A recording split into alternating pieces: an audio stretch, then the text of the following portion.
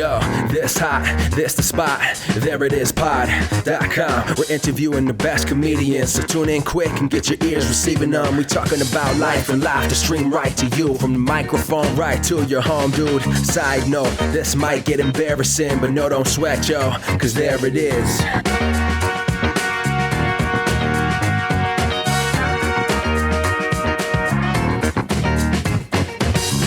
Welcome to the There It Is podcast, a comedy podcast to help you find your inspiration. I'm your host, Jason Farr. Let's do this. Thank you so much for joining us here at the There It Is podcast, also known as America's Podcast. Because, hey, if Scott Ackerman is going to leave these golden podcast catchphrases on the table, I'm going to snatch them right up. He switched his up a couple of times. I don't even know what he's going by now, but he let go of the podcast where we talk to interesting people and adopted America's Podcast, but now he's let that one go. So you know what? This is what we are. We are America's Podcast that talks to interesting people, and I like it. We have a great guest today, very interesting person. His name is Eloy Lasanta, but you may know him as Prince's Friend, a YouTuber with about 600 videos all about Prince. He dissects the music and work and the impact of Prince. We talk about all of that right here. It's a really great chat. So let's just get right into it. Here's my chat with Prince's Friend. You have so much on your YouTube page, Prince related. I don't think I can ever really catch up. Yeah, I think some people might visit my channel and think that it just appeared there on YouTube. I've been doing it now for over 4 years, though. Right. Which is why I think we're almost at like 600 videos, and that's of varying lengths. Like some videos are, they average like maybe 10, 15 minutes, but I have some that are like, here's just a minute, and then I have some that are over an hour. When I do live streams, I'm a rambler, so it happens all the time. Yeah, you started that around when this podcast started. Mm-hmm. And this podcast started on June 7th of 2016 because I wanted to honor Prince. I had wanted to do the podcast for months and had been working on it, and I said I'm going to pick June 7th. I mean, that's a good date. I can't disagree with your choice of date. I think I started mine maybe a few weeks earlier than that. Mm-hmm. But I bet yours was a lot more official. When I started mine, it was also kind of to honor Prince, but because YouTube had been kind of like a desert. It was a Prince desert. Yeah. Was YouTube. So I, had my collection of like rare Prince videos and stuff like that, like videos and clips and interviews and all that stuff. And I threw all of my stuff up on YouTube. I wouldn't say all of it. I actually have quite a bit. But I threw like a good number of my videos up on YouTube. And it was also to kind of honor Prince. And it wasn't like before Prince didn't like it, so I didn't do it. Mm-hmm. But now that he's gone, I'm going to do it. It was more like that was a place that was devoid of Prince, and I felt like it needed to have some Prince in it. And it was interesting because that got my channel a lot of followers, like right up front. Mm-hmm. Because I was posting stuff like illegally that I wasn't supposed to be putting up there. I mean, just, truth be told, I've learned my lesson because I actually got strikes and they were going to take my channel away from me. Oh, wow. But I contacted the people who were in charge of doing the strikes, and I was just like, well, if I promise to take everything down and, I don't just post stuff that obviously doesn't belong to me anymore, can I have my channel back? And they said, yeah. So I was like, cool. So I wiped the entire channel clean, and then I started posting reviews. I started posting discussions. I started posting about the news and that sort of thing, instead of just, instead of the pure Prince experience, of here's a concert, here's a video. It's more like a filtered Prince experience. Like, here, let me tell you about that thing that I'm not allowed to show you. So. Yeah. Do you have a background in media? I mean, where did the ability to be able to do YouTube videos come from for you? It's funny. I don't have a background in media. My background is in game design. Oh, cool. I have a gaming. I have a couple of gaming companies actually, but my main one is called Third Eye Games, and cool. I do a lot of Funny enough, I named my company in 2008, so that was even before Prince had Third Eye Girl. Yeah. Oh, wow. So it was beforehand, and my acronym was always 3EG. And that's what people use for Third Eye Girl now, and I love it. I'll take the comparison. Were you making a Prince reference then, since it was before Third Eye Girl? Okay. No, I wasn't. I was actually going with the whole like Third Eye, Indian kind of vibe or whatever. But I'll take it. I love how people are like, oh, Third Eye Girl, I see what you did there, Eloy. And I'm like, totally. I totally did that because of that.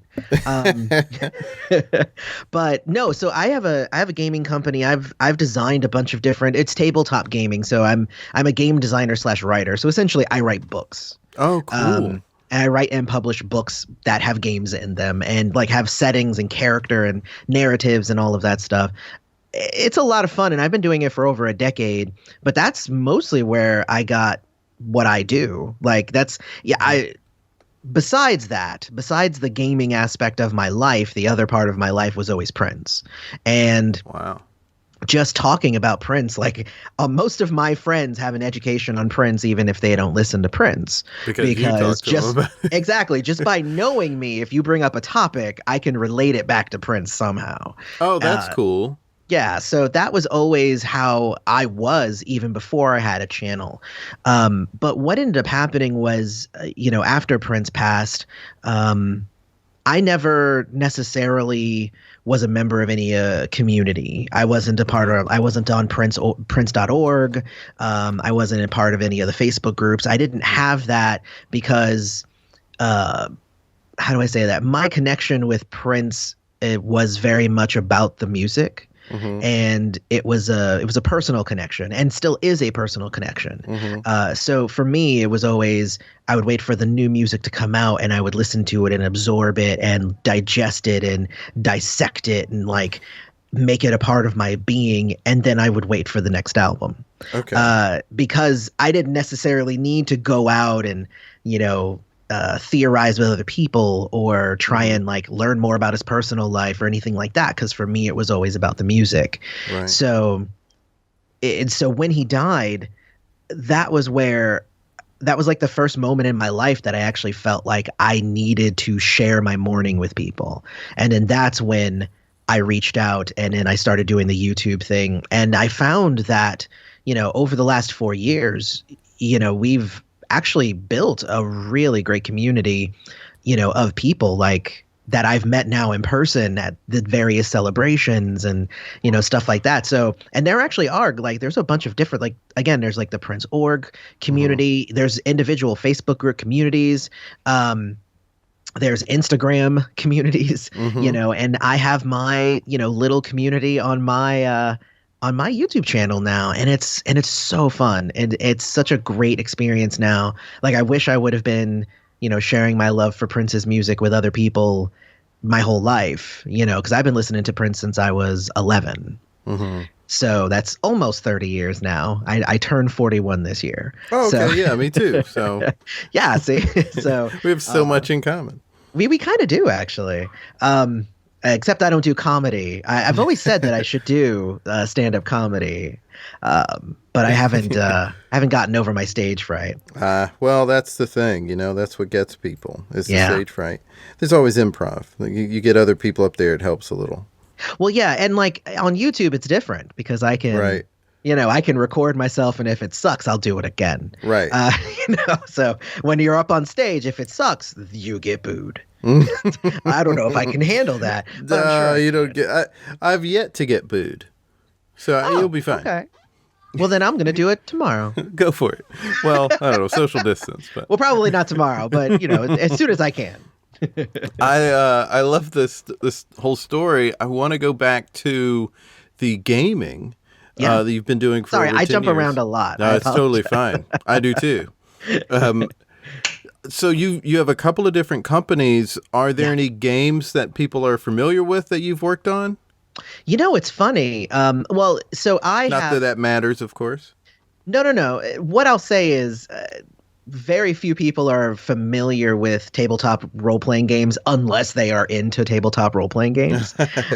So I'll say that it's a very, very small market. But I have worked on, obviously, my own games. I have one called Part-Time Gods. I have another one called Ninja Crusade, Apocalypse Prevention Inc., Sins of the Father, Mermaid Adventures, Infestation. So in the industry, I'm actually pretty well known in the tabletop gaming industry. I'm pretty well known for being kind of a one-man army and being kind of that person who is putting out brand new stuff all the time. I don't know if this is sounding familiar. I'm putting out things that no one else is doing. I'm coming up with brand new ways to express game design. And that's, again, Prince has always been kind of a part of my life. Right. Even totally in the way that yeah, exactly. So even in my game design, I've always tried to emulate him, and I'm always pushing myself and always trying to come up with that next new thing that's going to be, the next huge thing. And, and I have a following, and I have, people who love my work, and, and I'm not giant in the industry, but I'm also not small. Like, I was actually the first African-American male or black dude, basically, to win what is called an Emmy Award, which is basically the gaming design to Oscars. Oh, wow. So I was actually one of the very first ones, and I keep saying I was the first one in 2017 to win an Emmy Award and get up on stage and accept it. And of course, I dedicated that to Prince. Right. And I've shared that video several times. I have a video on my YouTube channel that is of my acceptance speech that I gave, and like the people in the crowd were like bawling, and so it's pretty great. I do love doing my game design. It is, it's been a passion in my life. What ended up happening is after Prince died, I started doing the YouTube channel, and then like slowly but surely the YouTube channel has taken up more and more time. So I do less game design right now because I have to focus so much on the YouTube channel now. So it's kind of a balancing act at this point, but both are very, very important to me. Yeah, I mean, and that's really great, and you pointed out, how prolific Prince was. You alluded to that, and it's about work ethic as well, and there is so much to take from him and inspiration for that. So I'm not at all surprised to hear that you have taken that inspiration into how you are doing the tabletop games and the YouTube work, because that's how he was putting out an album a year basically. And even years that he skipped when he came back, he had like a double album or something like that. Exactly. Like, there's stuff like that. So like in the 80s and 90s, he didn't have 20 albums worth of material. He had an abundant amount. I mean, it was at least 25 albums worth of material that he had put out under his own name. It doesn't even count the time. It doesn't count Apollonia 6 or whoever. There's so much material that he made throughout his life that it's staggering, honestly. And one of actually the cool things about doing the channel is because my relationship with Prince was actually always so personal. To me, Prince didn't know that I existed, but it was personal to me. But it was funny because I was very, very centralized on Prince. So I didn't really listen to a lot of The Time or Apollonia, Vanity, Madhouse. I didn't listen to a lot of the side projects. So when I started the channel, and I actually did, I was like, I'm not just going to make this just Prince. I'm actually going to go and do the Prince side projects, the proteges, the family tree, and everything. I started to learn a lot more. And that's one of the best things about Prince, is that you can listen to them for as long as you want to, and you can think that you know everything, and then eventually you find out something you did not know. Right. So, right. There's so much out there. I mean, I read the Rolling Stones tribute magazine to him that had every interview and a bunch of other things in there as well. But there's so much more than that out there that people can learn from him on. He was a very inspirational figure for me, and I kind of didn't know it until he passed. Did you have that experience when he passed that you realized just how influential he was for you? No, it didn't. It didn't take him passing for me to know. Yeah, I knew that he was. Yeah, it's kind of like I'm sitting at my desk and I'm looking at purple scissors that I bought, and I had long had, probably, over a decade before he passed, I had this thing. If I was like going to the store and buying a toothbrush or a pair of scissors or whatever, if there was a purple option, I bought the purple, and I always bought it saying for Prince. He had such an impact on me in ways that I was very consciously aware of. And I was always like, I already was celebrating Prince Day before. I was already like, oh, June 7th, that's Prince's birthday. Let's listen to some Prince music. I was already doing that sort of stuff. And then when he passed, I realized how hard it was for me and how much it hit me. And I think it was because he was, like, I heard this quote. Someone said, when celebrities die, we don't cry because we lost someone.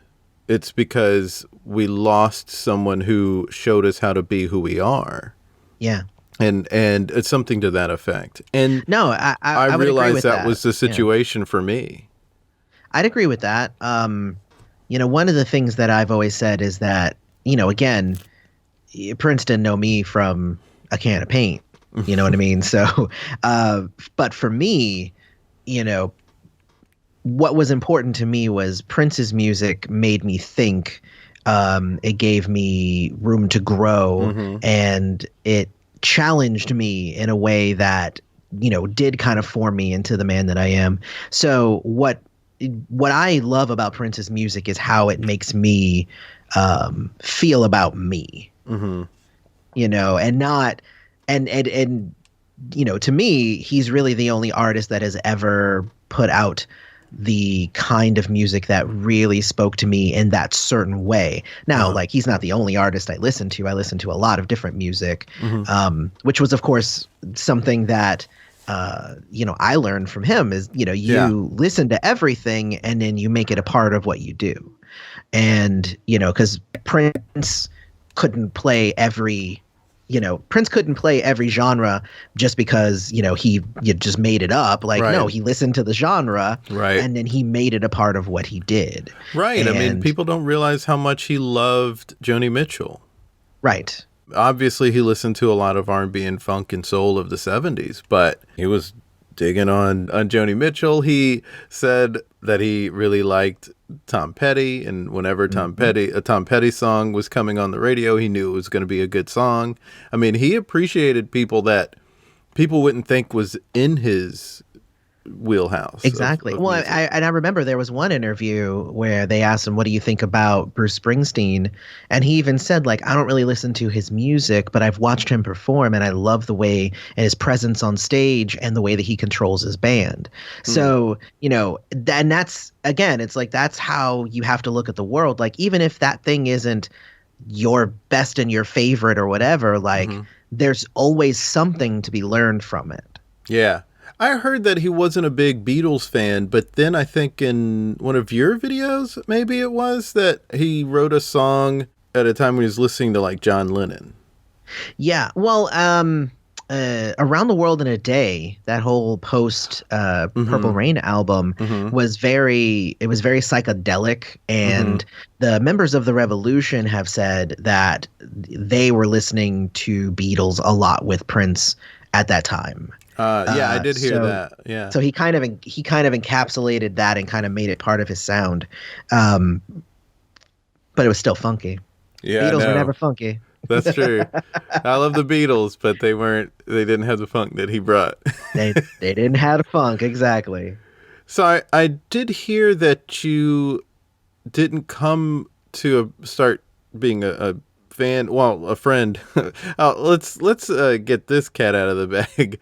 We probably should. Yeah, Prince's friend doesn't mean you are a friend of his personally. It's that he specifically said he didn't like the word fan because that's short for fanatic. Exactly. And he preferred friend. Right. Well, in the mid '90s, he used friend, and in the mid '90s, that was when I was the hardest into Prince. Those are my teenage years. That's when you get into it. Yeah. But later on, I think that he ended up evolving that into fam. So he would use fam with an M instead of an N. I never let go of friend.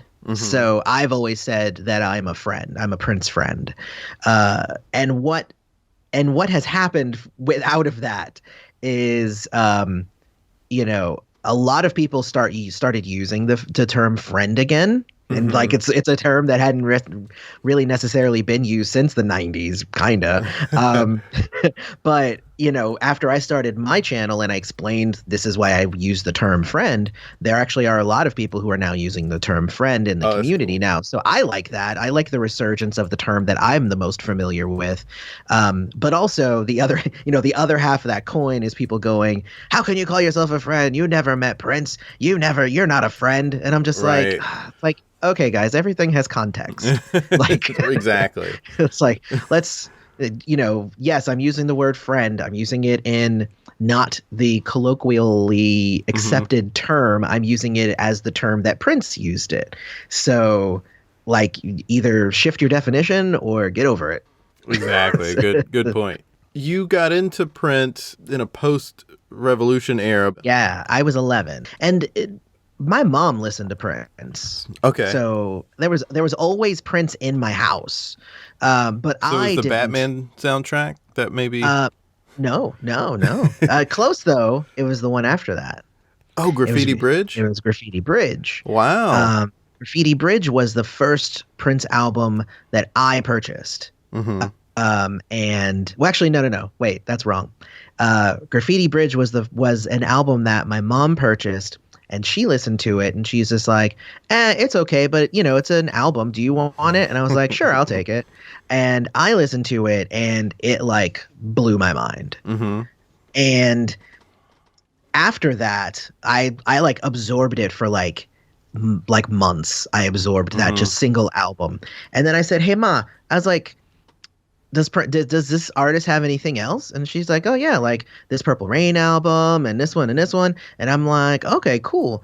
And she was just like, yeah, but he's released a lot of music like over the years. And I'm like, really? So I was like, well, what was the name of his first album? And she was like, it's called For You. And I was like, okay. So I went to the record store and bought For You. For You was the first album I purchased. Wow. And when I was done absorbing that one, and that booklet of that CD doesn't have the lyrics in it, so it required me, like, I would listen to it and I'd transcribe the lyrics myself and all kinds of stuff because I was getting way deep into it.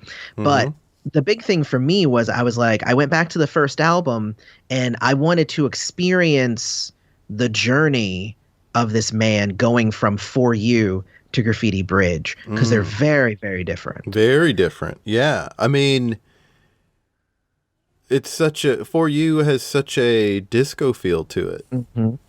And Graffiti Bridge is 90s R&B. Exactly. That's great. It sounds like you had a similar experience with that album as I had with Batman. Because Batman was one where I just listened to it constantly. I went to bed with a cassette player under my head playing that album, and when I would wake up in the middle of the night, I would flip the tape over and play it and go to sleep listening to it. Like, I learned so much of that album by osmosis. And I had loved Purple Rain before that, and that was probably like when I first got really big into Prince was that. But when I got sort of nerdy about music in general, but nerdy about his music was Batman. And so when Graffiti Bridge and Diamonds and Pearls came out, I was like there. I was ready for those. Well, and I think that's the difference between, you know, someone who got into Prince at that era versus somebody who's been into him since like the early 80s. Because I'll listen to the early 80s stuff and I'll be like, that stuff is really good. But I'm here for the mix of, you know, pop, funk, rock, spirituality, sexuality. That's what I want. And, you know, a lot of people are like, oh, he started to fall off when he got to, you know, Love Sexy and, you know, Batman and all that stuff. And I'm like, but that's what I was there for. Yeah. I love much of the 90s stuff that came out. Oh, so good. There's some gems. Like, there are just some really great things out there. I am interested what you would say. Do you have a favorite Prince album? It's hard to really kind of like narrow it down to like this one is my favorite and will always be my favorite. Right. But I would say at the moment, I believe that Artificial Age still holds that top spot. Oh, dope. Yeah. That's and that's a great thing for like an artist to hear, you know, like for an artist, because that's one of his last 4 albums. Yeah. That's the third to last. Yeah. So for that to be the favorite, I mean, that's what an artist wants. Oh yeah. They don't want their first album to be the favorite. Like if someone said, what's your, you know, my favorite album by the Foo Fighters, it was like, that second one was pretty good. Yeah, if you say the color and the shape, then like they're gonna be pissed. Right. It's like we've made so much music for well over 20 years since then. Like, it sorry, stinks. man. My answer to that question is the color and the shape, sadly. Mine too. But mine too. I don't know what it is. It's that album, and it's that like there are a couple really, of songs. Really good. It's so good.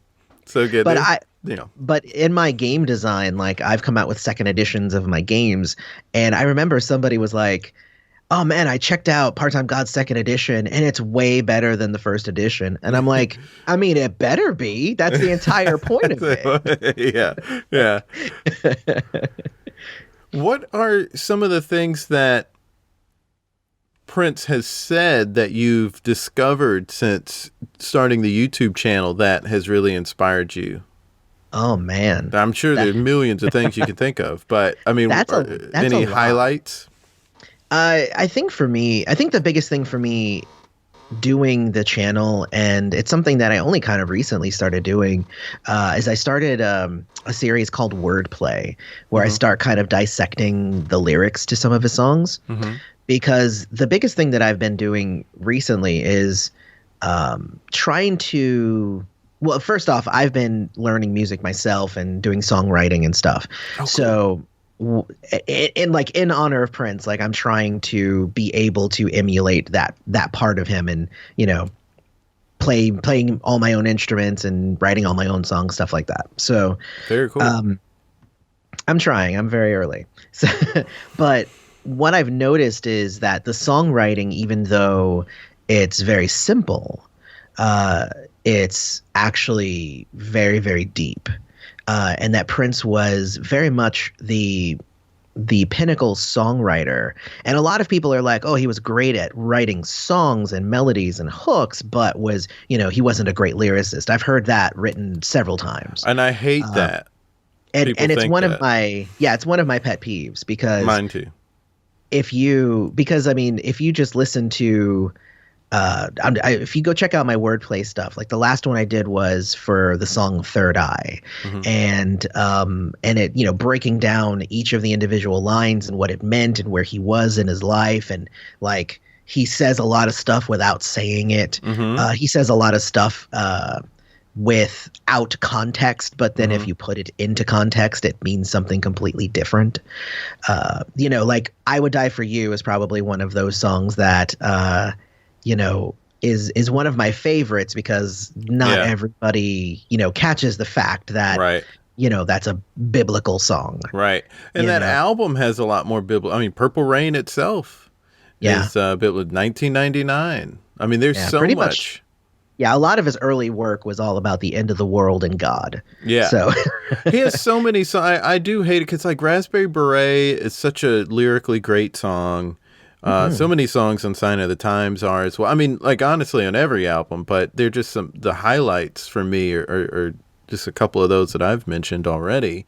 And you're right. He did say so much without directly saying it. And that is a sign of good lyricism. Definitely. And that's something that I'm struggling with because, like I said, I'm working on writing my own songs and I have stuff to say and I find myself just saying it. Mm-hmm. So a lot of the time I'm trying to figure out ways to not just say the thing I'm trying to say and try to make it more poetic and try to make it possibly take on different metaphors and, symbology. And in the end, that makes a better song because if it's not 100% clear what a song really is, then people can kind of put their own meaning on it. Mm-hmm. And then that song can appeal to lots of different people because they all believe that it means something different. Gosh, I love Prince so much. Right? There's so many layers to how much I love Prince. When you started this channel and you had to make the changeover to doing reviews and things like that, what scope did you have for it? My original idea was that I was going to review Prince's albums from start to finish. The way I used to say it was going to be from For You to Big City. Mm-hmm. And that has obviously taken a larger step since then. Mm-hmm. Because if you watch a lot of my earlier videos, the channel was much heavier on the reviews. Mm-hmm. And I would have 2 or 3 reviews a week and stuff like that. Mm-hmm. But as soon as I started doing news coverage, as soon as I started doing hosting larger discussions, mm-hmm. as soon as I started going to events and trying to I would try and take pictures and film of different Prince events I would go to, and then I put those on my channel so that people could feel like they were there too. As soon as it started becoming bigger and bigger and I started adding more and more things to it, it kind of got away from me. And so now we don't do as many reviews as we used to, but that is still the end goal. It's still the end goal to go from For You to Big City. And the next album review, the last album review we just did was for The Truth, mm-hmm. and the next one is for Kama Sutra because I am still going in order. And then the one after Kama Sutra will be New Power Soul and so on and so forth. Okay. So I get lots of people who are always like, oh, are you ever going to do one for, Rave Into the Joy Fantastic? I'm like, eventually. Right after Unto. I just got to get there. You mentioned Kama Sutra, and I don't know Kama Sutra. We'll see. Kama Sutra is it's an instrumental album that Prince wrote and for Maite and gave it to her and released it on the day of their wedding. Mm-hmm. When they got married, and it's actually a really beautiful kind of symphony. It's done by the MPG Orchestra, mm-hmm. and so Prince wrote a symphony for his wife, because that's Prince for you, right? So that's the next review. But the only way to get it originally was you had to be a member of the MPG Music Club. I lost a lot of stuff because of that. There's a lot of stuff that people didn't get because they weren't. And also, if you got the 5-disc version of Crystal Ball instead of the 4-disc version, I got the 4-disc. So did I when I was actually buying it back then. I've since gotten my hands on Kama Sutra, but that was the 5th disc for those people who purchased Crystal Ball from the MPG Music Club and not from Borders or whatever. And it's a really good album actually. It's a good instrument, you can just put it on. It's great. The way that I've described it so far, I'm about halfway done writing my review, is that it almost feels like an old-timey detective score. Uh-huh. If you go by the titles, it's just what was lost is now found, and it's it feels like he's like a detective on the hunt for love, and now he's found it, and it's wonderful. There's no lyrics or anything for me to dissect, so I just have to go off the song titles and the feel of the music. So it's a fun album though. But that's part of what I do on my channel is I really try hard to not just talk about the 80s and talk about the stuff that's popular. Right. Because to me, the Prince was, way more than the 80s. I shout it Mm-hmm. from the top of my lungs anytime I can. Yeah, I agree. He had some dope stuff in the 90s and the 2000s. And the 2010s, the whole thing. Oh, I was meaning them when I said 2000, but that's true. 2000s means the first decade. But yeah. I mean, he had some great stuff. He had some really, really stellar stuff.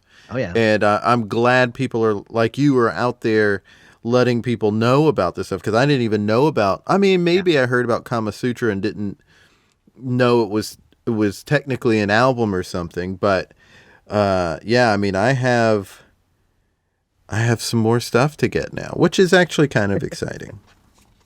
I'm excited about that. I still have some stuff to get, so. Yeah. It's really hard. I said a few years ago that, I had just gotten another Prince album, and I said, I have 10 more albums to get or something like that. And I thought, I know that to some people it's going to sound like, Jason, I thought you were a Prince fan, but there are 10 albums of his you don't have. And I said, well, what you don't realize is that he has over 35 albums. I think 39 albums are the official Prince albums. There were 39, but that's not counting any of the side projects or the MPG albums or anything like that. So. Right. So there's so much to get that it's hard to get it all. And when he died, things that were on Amazon became several $100s. Oh, yeah. And One Night Alone was something that I had wanted for 15 years. And when this re-release was announced, I said, I am pre-ordering that, because it was like $30 for 4 discs. Well, 3 albums and a DVD, which I already had the DVD. But yeah, it's 4 discs and a DVD, yeah. And, I said, you know what? It's worth it. It's the only time I've ever pre-ordered anything. But I had wanted that album. I had wanted each of those for so long, and they were hard to find 15 years ago. Exactly. Well before he passed. They were some of these things were just hard to find. And that's one of the things that I love about the re-releases. I have I have a video on my channel that's if you're one of these people who are saying, where's the new music? Why are they releasing any of this stuff? I already have it all. Then I'm like, shut up. It's not for you. Right. It's for the people like you, and new people never got a chance to get it, but wanted it, and for the new people to experience it. And it's better for these things to be more readily available and widely available. Prince didn't necessarily have that option, or he didn't necessarily invest in that, because he was very much about his, he was like, I have my people, and my people pre-ordered it.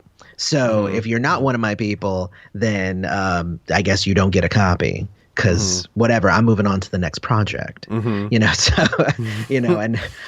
couldn't afford to be in the music club. That was the only thing. I was very well aware of it, and I wanted to be a part of it, but it was kind of expensive for me at the time. That's for me too. I was only a member for 1 year, but it went for 6. Yeah.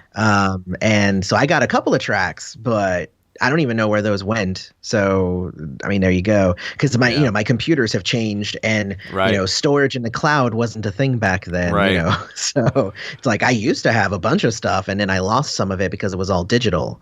So I wonder if there's anyone who actually has everything that he released, truly has everything that he released. I wonder if even Questlove has it all. What I will say is that I have been invited to several people's personal vaults full of bootlegs and downloaded tracks and all that stuff. And I will say that every single person has different assortments of things. Yeah. Nobody has it all. But everybody has part of it. Yeah.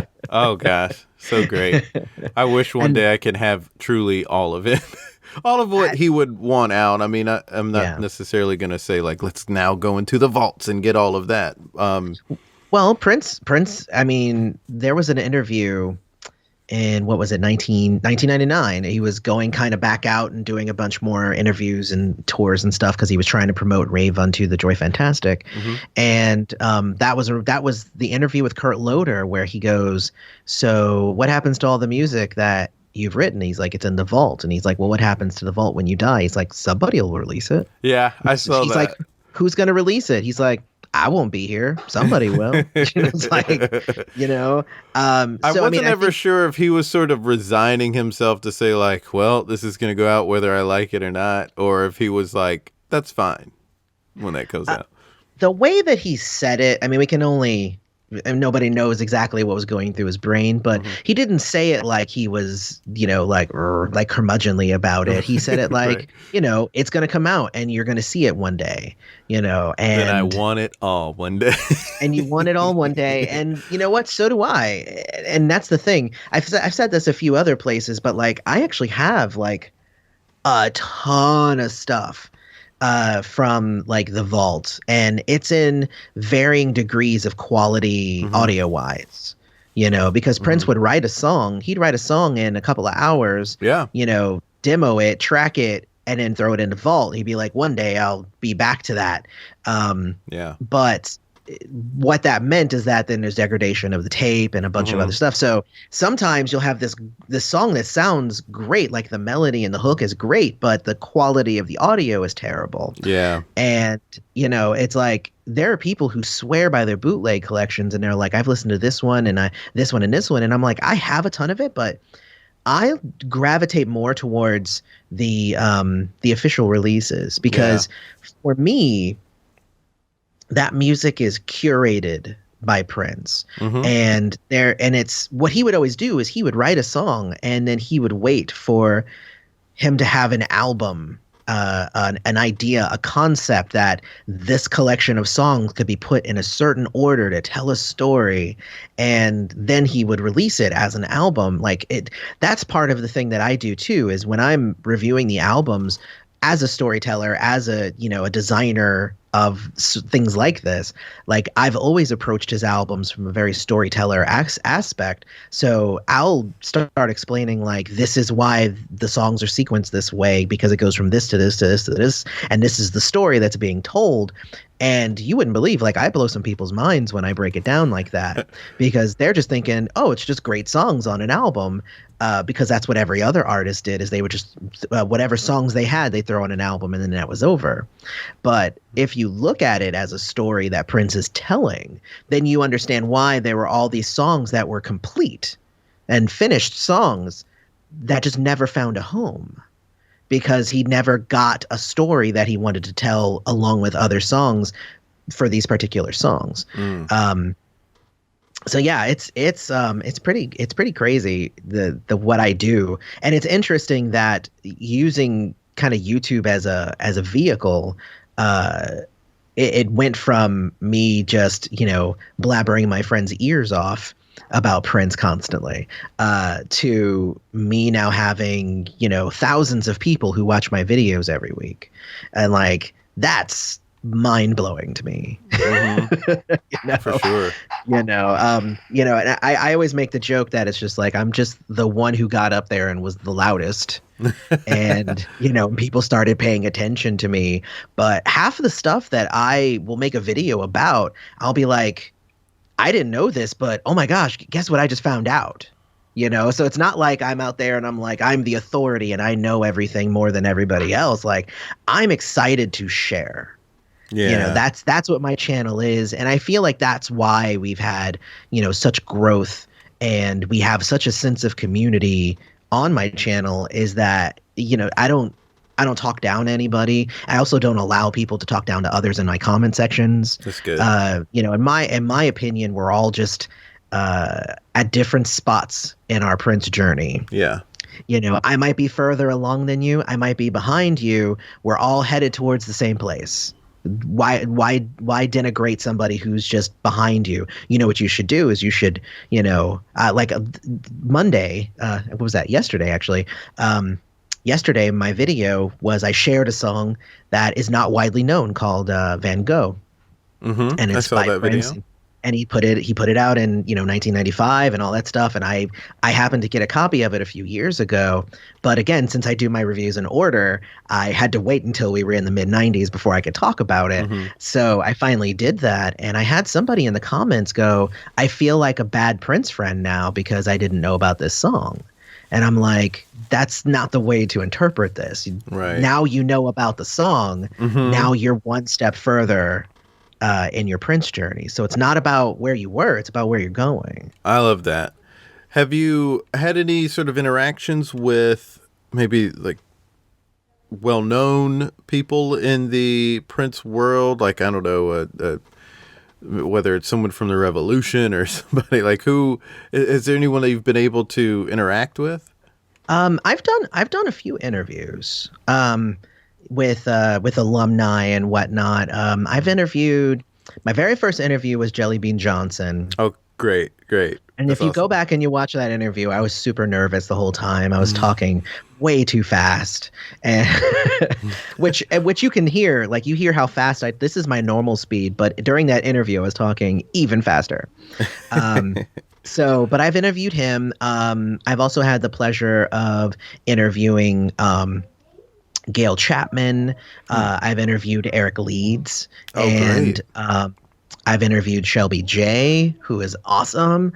And I've interviewed some people. There's more than that, but that's awesome. If that's who I've interviewed.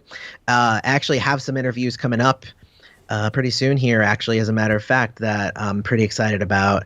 I don't know if I should share it because it hasn't. I've sent questions and I'm waiting for confirmation. I totally understand. So I'm going to say I'm not going to share because I wanted to make sure it's somebody who hasn't spoken out about anything.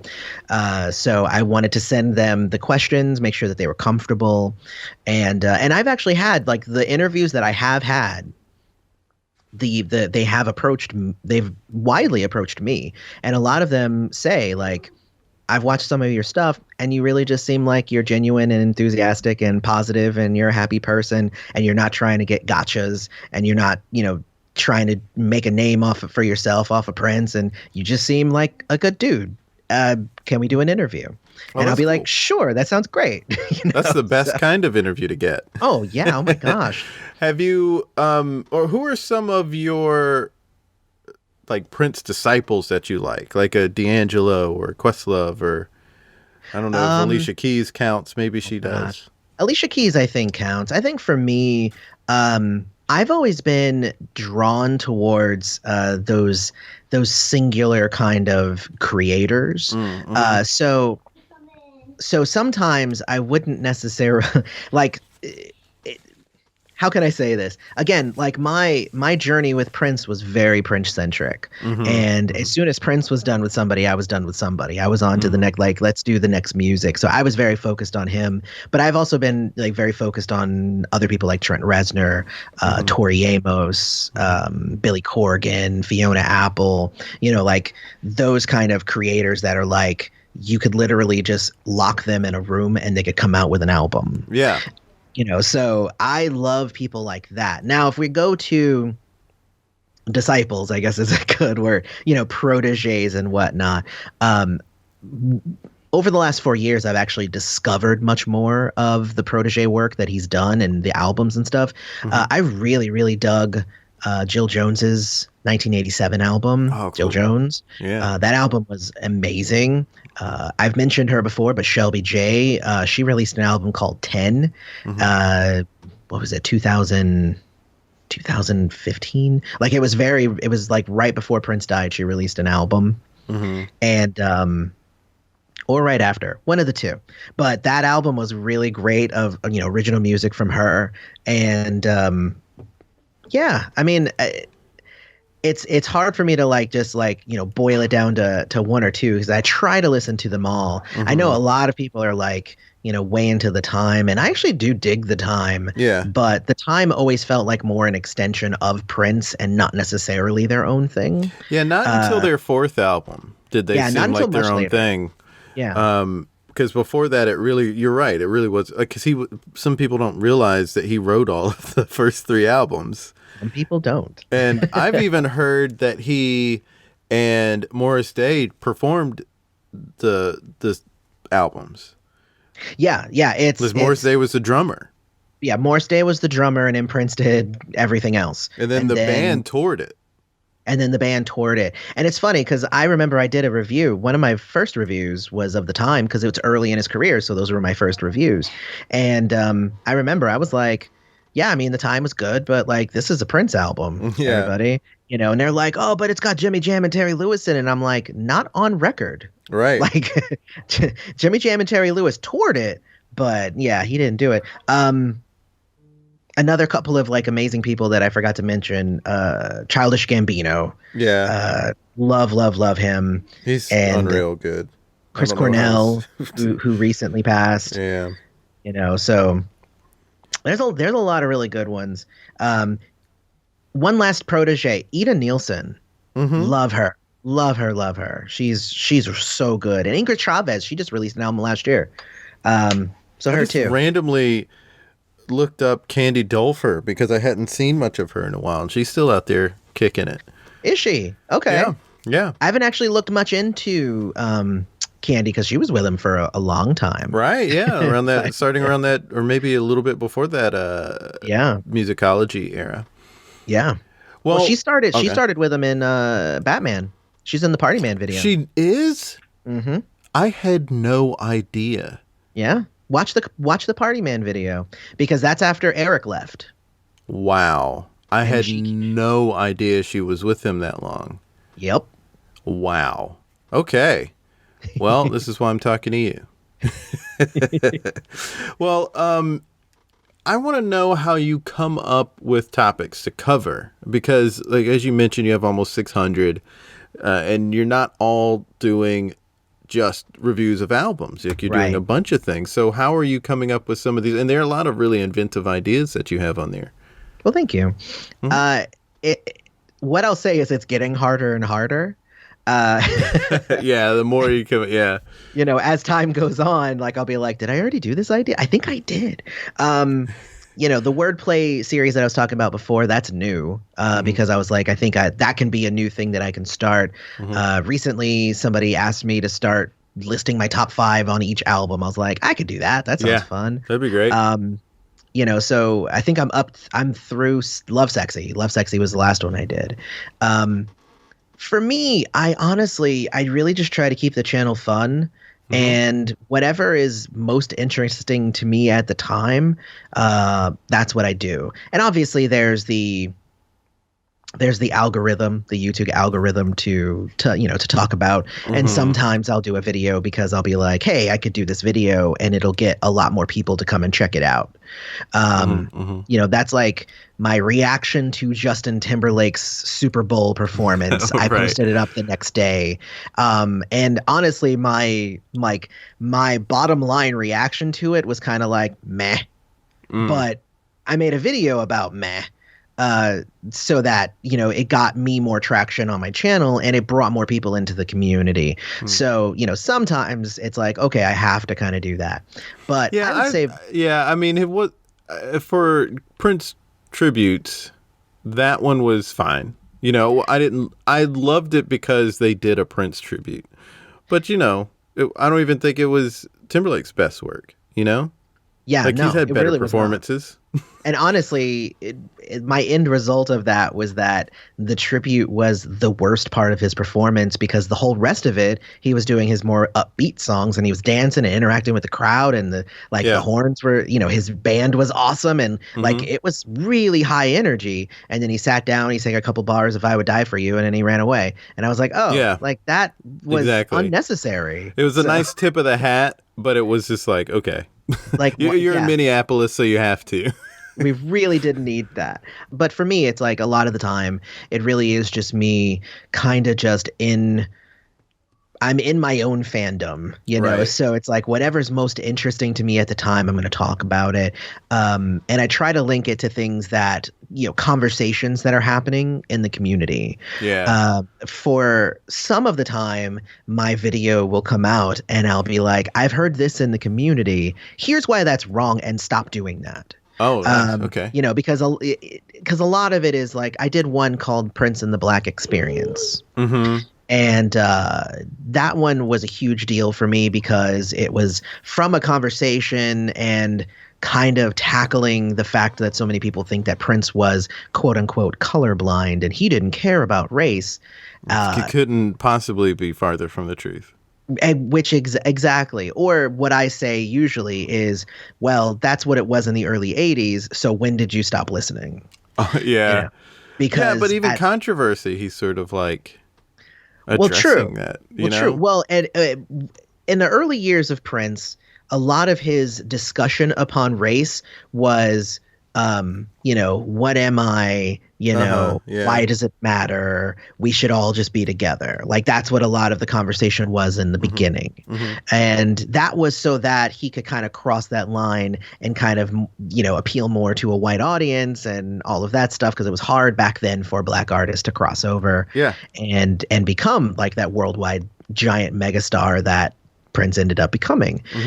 But as his career went on, he stopped doing that and was just like, by the way, I'm Black. And people, there's a really famous line that he has. It's, you would have never drank my coffee if I hadn't served you cream. Yeah, I just listened to that song the other day. That's and What's My Name from Crystal Ball. People should listen to it. And that's an example of what I was talking about with the, he said that, but he was really saying something else. Yeah. But he didn't just say that. He found a really creative way to say it. Great lyricist.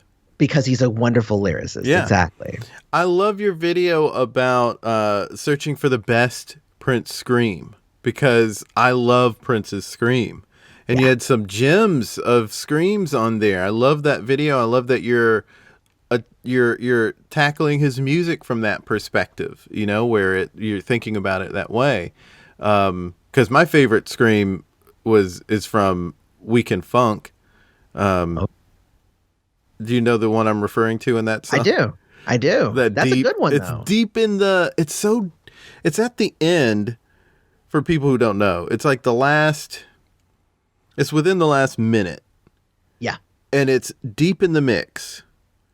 But he just holds a scream, and then... I feel like he changes key or something. He does like a key change. It's unreal. I love it. But yeah, that video alone I love, because I just love his scream so much. Oh, well, thank you. And honestly, I've done 2 of those now. I gotta check it out. But I still stand by the very first one that I did, and that was that the number 1 was Endorphin Machine, and it just is. Like, yeah, that was the one I saw. That is a good one. That video, that was actually the very first, I believe that was the first top 10 that I did on the channel. So that video is like super old. Like if you watch one of my more recent top 10s, like I did top 10 party songs, top 10 funky songs, top 10 love songs, those sorts of things. If you watch some of my later ones, like obviously my mic is better and I got more camera tricks and stuff. Like back then it was just me, just me in a still image, it worked out though. That's the way you have to start out. That's how it has to be. Well, and that's kind of going back to one of your original questions was like, how did I, get into doing YouTube videos? That's pretty much it. Like I started with my built-in camera on my iMac, and that was it. And then eventually I bought a mic, and then I bought a better mic, and then I bought some lighting, and then I ended up buying a new camera, and then I bought a different camera, and then like I bought now sound equipment, and like I've been building it up over like the last 4 years. So like what I do now, if you compare it to what I did back then, oh my gosh, like it's worlds apart. But the passion is still there, and that's the most important part. The day that this stops being fun for me, I probably just won't do it anymore. And that's a pretty Prince, way to look at things, because that's how I've always looked at things. Yeah. It's just, once it's no longer fun, why are you doing it? Right. So. That is great. Well, we could talk forever about Prince. I would definitely love to have more conversations with you about Prince, but we have reached the end of the episode, and it's a great time to create something together. Yes. And here's my idea. Like, it would be to create a video. Like, you have these great videos. Like, what would be an idea for a new Prince video? So, I'm sure you have so many things on the list, but there are a couple that came to mind for me. One would be maybe a top 10. Well, you have a top 10 underrated Prince songs, but one similar might be top 10 deep cuts. Okay. Or maybe top 10 best or top 10 covers of Prince songs. Top 10 covers. So that's a tricky one because I've done videos that were like Prince covers, and those aren't on my channel anymore because what's ended up happening is I would make the video, and obviously you have a bunch of different artist clips of their songs, right? And that means that instead of me just having to contend with just Warner Brothers, I'm now having to contend with Warner Brothers and RCA and Sony and all of them are taking a look at my video and saying, yeah, you can't do that. It's blocked. So that's why those videos aren't on my thing anymore. I would love to do those, and I could probably do them like just vocally and just not share clips, but it's always more fun to share clips. Yeah. So is there a rule? Like, do you have to share less than 30 seconds or like what is the way to get around it? I believe that the fair use rule is like 6 seconds. But how do I get around it? That's tricky. I don't really. I essentially just try to share as much of the song as I can without triggering the algorithm. Okay. So sometimes that's 10 seconds. Sometimes that is just 6 seconds. Sometimes I just have to take the song out. So, because I do want to make it so that I can monetize it. A lot of the time, I can just leave it in and just let it get claimed, and then I just don't make any money off of it. But then it's harder for me to make those kind of videos because I do invest a lot of time into them. Yeah. And if it doesn't pay for itself, then I have to find other things to do so I can pay my bills. Right. So, define what a deep cut is for me, though. Okay, so and I'm glad you asked that because I'm a nerd who would differentiate between deep cut and underrated. To me, underrated would be a song that was released. So people got a chance to like make it a hit on the charts or not, but they wrongly didn't. Okay. They incorrectly didn't let it get higher on the charts, and it should have been maybe. A deep cut would be something, and it just the way I would define it would be a song that's on an album or was on a single or an EP or something it was something that was out but not necessarily an official single. Okay. All right. See, and that's the thing with Prince though, is that it's hard to do that because that accounts for a lot of his music. Yes. There is a big challenge in doing this. Because I think like if you look at his music, like, so if you let's take Rave Unto the Joy Fantastic, for instance. I believe that Greatest Romance Ever Sold was a single. Yes, it was. And I'm pretty sure that was the only like big single. You know what? No, I think Hot With You was a single. So essentially what you would be saying is like the best song that is not one of those two songs on the album. Right. Or just a great song, like the best of the great songs that are on an album that, maybe everybody knows it. Yeah. But it wasn't the like single or the B-side of a single. All right. Yeah. I mean, top 10 deep cuts. And I could definitely do that. And that's why I wanted to define it. Yeah. Because, I remember when I went to go see the For You symphonic orchestra tribute to Prince. And at the beginning, and, there's Questlove's voice, and it's like, the first half is deep cuts. And I was like, oh, man, I can't wait to hear this. And the deep cuts were like 7 out of the 9 songs off of Parade. Okay. So I was like, that's not deep. That's just all of Parade. He did have All My Dreams on there. So that's a deep cut. That's a deep cut. In my opinion, All My Dreams is a deep cut. Right. But Mountains doesn't count as a deep cut. It's a great song. It's maybe underrated, but it was a single. It has a music video for crying out loud. Exactly. Yeah. I'm horrendous about knowing what I would have to use like some sort of a couple of websites to know what was released and what was not. Right. But I would probably gravitate towards things that are on the hits and the B-sides, because it seems like some of those weren't even B-sides, but they found their way on this. Yeah. Well, I mean, like, I would say that somebody would probably say would have to be on the top 10 cuts would be probably Scarlet Pussy. Yeah. Like, that's just an amazing... It's a great song, and the fact that it was relegated to a B-side it's hard to grasp with, because it's just such a fun song. But, you know, I would also say something like Rock and Roll Love Affair would probably be an amazing song that I feel is a deep cut, you know. I'm trying to think of some, like, I'm not sure, was The Marrying Kind or If I Was the Man in Your Life, those are two favorites among like my friends who love Prince and I. Most people love If I Was the Man in Your Life. I've always gravitated more towards Marrying Kind, because for me that's like an example of Prince's humor. His songs. Yeah, I mean, and those songs, since they run together and they write next to each other, they run together in such a way that I almost take them as like one song, but I'm aware that they're separate songs. But I love both of those. I don't know if either were released. I don't think they were. No, I think Musicology and Cinnamon Girl were the singles off of Musicology. Yeah, and so that means Reflection is really high up there for me as a deep cut. But that one seems to get a lot of attention. It makes it feel like it's less of a deep cut. Well, I think it does. Revelation is I'm sorry, not Revelation. Reflection. Yeah. Sorry. Revelation's off of Planet Earth. Too. Yeah. No, that's Resolution off of Planet Earth. He liked those R words. I would say that it would probably still count as a good deep cut, because it is a deep cut.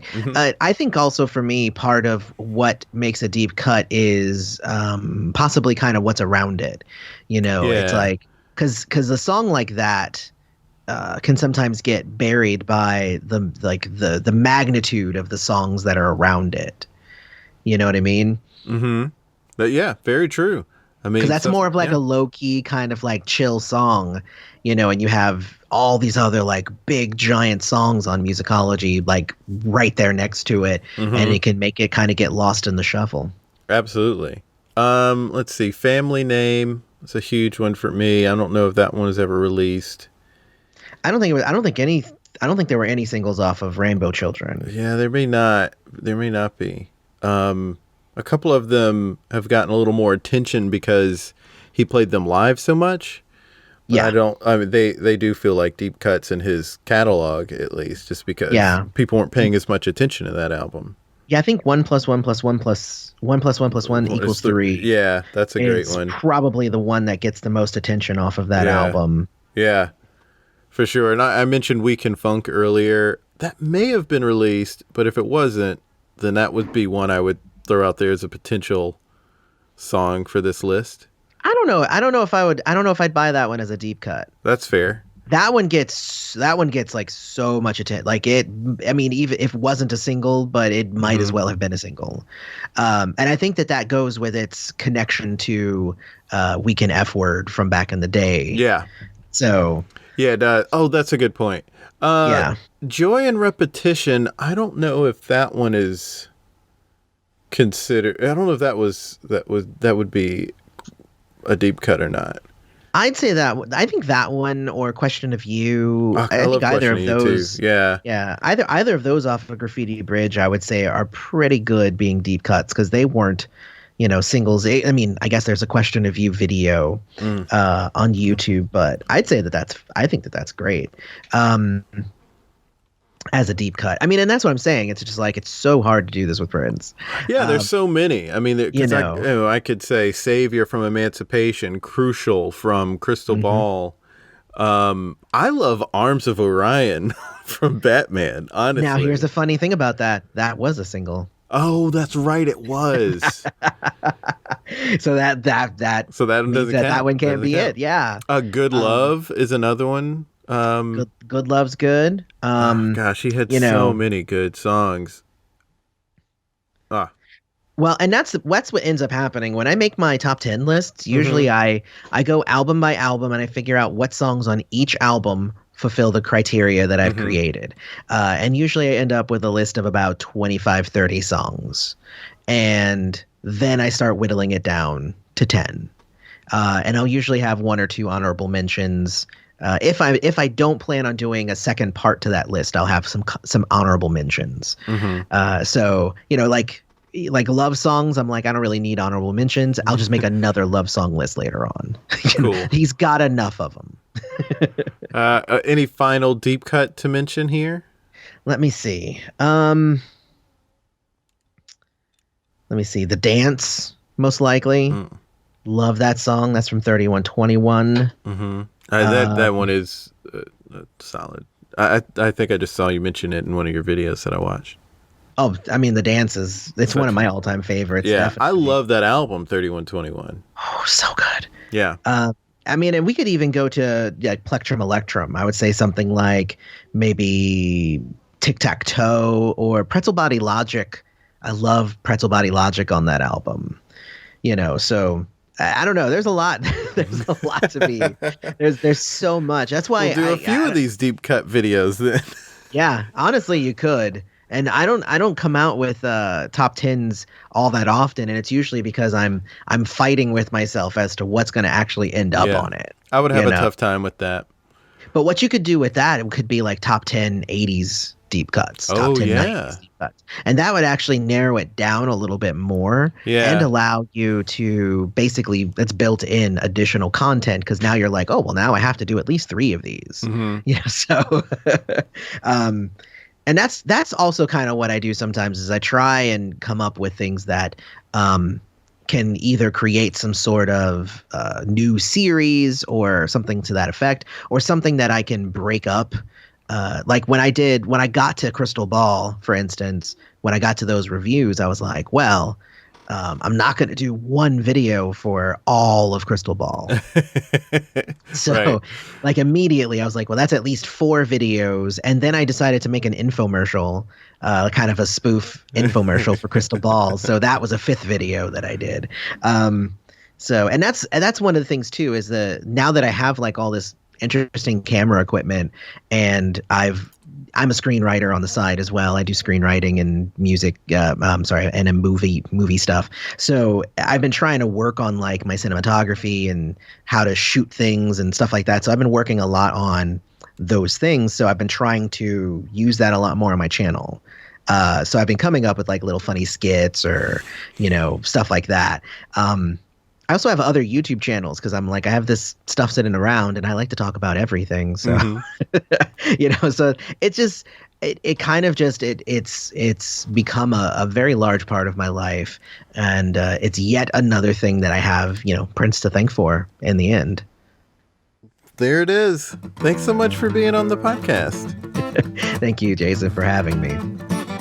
Really great having him on. If you want to check out more about what he's into, you can go to princesfriend.com. You can also just look up Prince's Friend on YouTube. It's just youtube.com/princesfriend, or follow him on Twitter, Facebook, and Instagram at princesfriendyt. Don't forget, he also has his gaming that he creates, Third Eye Games. You can go to thirdeyegames.net, and you can also follow at Third Eye Games on Twitter and Facebook. Don't forget to follow us as well at There It Is Pod on Instagram, Twitter, Facebook. Follow me on Twitter at JasonFarJokes and on Instagram at JasonFarPics. Next week's guest is Cambry Cruz. I am very excited to share that one with you. Until next time, be good to each other.